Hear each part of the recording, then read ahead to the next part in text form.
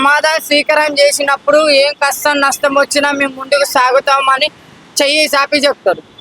మళ్ళీ ఇప్పుడు ఏం చెప్తారు? కాలు చాపి చెప్తారా? లేకుంటే చెయ్యి ఎత్తుకొని మరి చెప్తారా?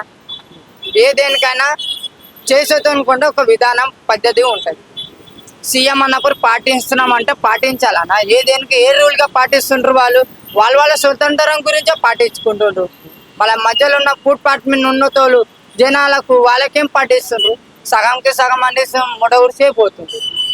ఇక పాటిస్తున్నా అంటే ఏం చేస్తున్నా? ఏం చేస్తుండ్రు? మీరే చెప్పండి. ఏం చేస్తుండ్రు? సీఎం అని అంటే వారు స్పెషల్గా వస్తారు, రోడ్డు మొత్తం ఖాళీగా ఉండాలి.